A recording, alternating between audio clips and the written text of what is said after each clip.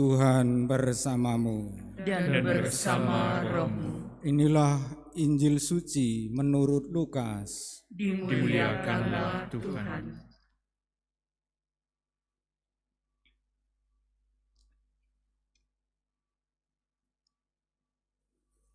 Sekali peristiwa, Yesus berkata kepada murid-muridnya, "Akan tampak tanda-tanda pada matahari, bulan dan bintang-bintang.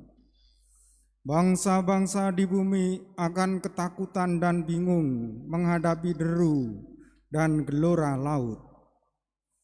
Orang akan mati ketakutan karena kecemasan berhubung dengan segala sesuatu yang menimpa bumi ini, sebab kuasa-kuasa langit akan guncang.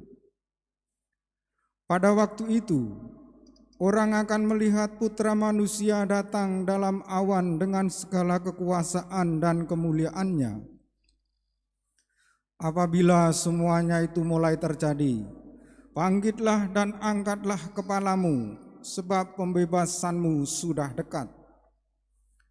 Oleh karena itu, jagalah dirimu, supaya hatimu jangan dibebani oleh pesta pora dan kemabukan, serta kekhawatiran hidup sehari-hari, supaya hari Tuhan jangan dengan tiba-tiba jatuh ke atas dirimu seperti suatu jerat. Sebab hari itu akan menimpa semua penduduk bumi ini.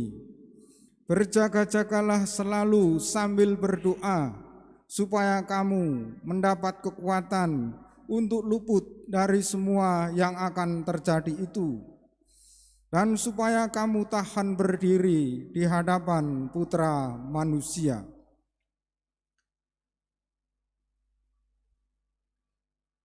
Demikianlah sabda Tuhan. Terpujilah Kristus.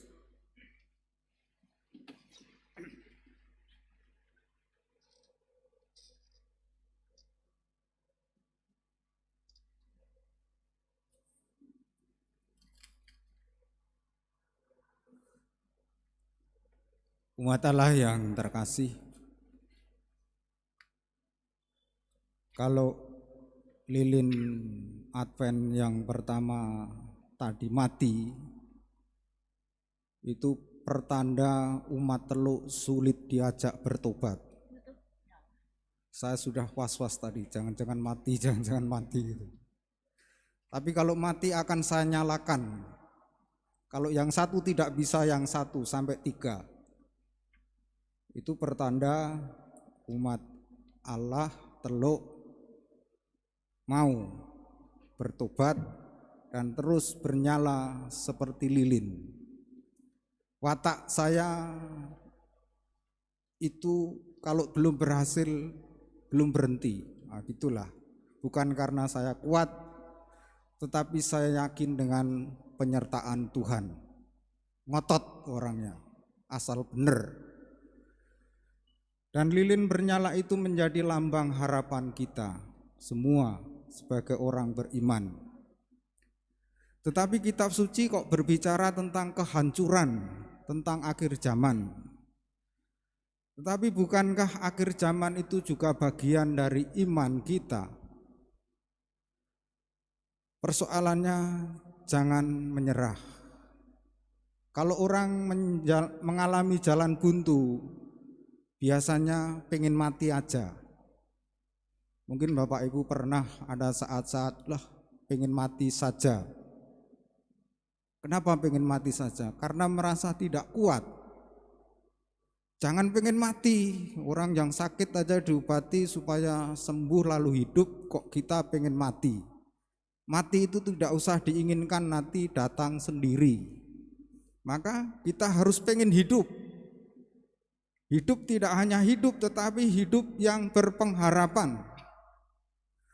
Seperti dalam menghadapi akhir zaman, sebenarnya juga ada harapan di situ. Harapan akan dunia yang lebih baik. Ajaran gereja mengenai akhir zaman seperti terdapat dalam kitab suci bukan ajaran yang menekankan kapan hari itu datang, melainkan dua sikap yang harus dihayati. Pertama, kita orang beriman menantikan kedatangan Yesus Kristus kembali, parousia yang akan mengajak orang-orang yang berkehendak baik dan percaya ikut serta dalam kebesarannya. Sebenarnya dalam akhir zaman kita masing-masing, kita ikut dalam kemuliaan Allah, kebesaran Allah. Maka sikap yang kedua mengenai penghakiman yang terakhir yang ditekankan bukan perihal hukuman atau pahala, melainkan ajakan untuk mawas diri. Apakah orang menghormati kemanusiaan dan ambil bagian dalam meringankan penderitaan sesama.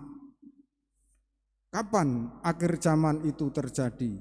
Bukan urusan manusia, bukan urusan malaikat. Bahkan anak manusia yang bakal datang dengan kebesarannya itu tidak memberitahu. Hanya Bapa yang Maha Rahim, Ialah yang menentukan saatnya. Injil Markus bab 13 ayat 32. Kita diajak untuk bersiap-siap, berjaga-jaga dan berpengharapan seperti Advent, artinya menanti dengan harapan.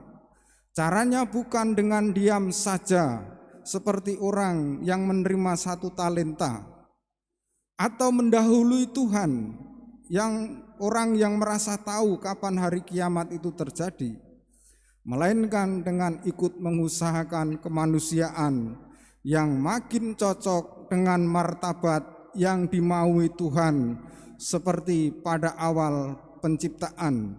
Kita semua bertanggung jawab kepada sesama dengan membawakan wajah Tuhan yang Maha Rahim, bukan Tuhan yang menghukum. Kita adalah satu tubuh. Kepalanya di sini, kepala romonya, pimpinannya saya. Sementara ini, kalau kepala saya pening, itu pasti ada yang tidak beres di organ-organ tubuh saya. Entah karena darah tinggi atau kolesterolnya naik. Maka nanti kalau dalam berpastoral di paroki kepala saya pening, itu pasti ada yang tidak beres di antara organ-organ tubuh ini. Maka pengurus stasi itu sebagai bagian dari organisme gereja, jangan merasa ada yang paling penting. Semuanya kita mengurusi umat sejak kelahirannya sampai pada kematiannya. Semua seksi bekerja sama. Terima kasih untuk pengurus stasi periode yang lalu atas pengorbanannya, atas persembahan hidupnya.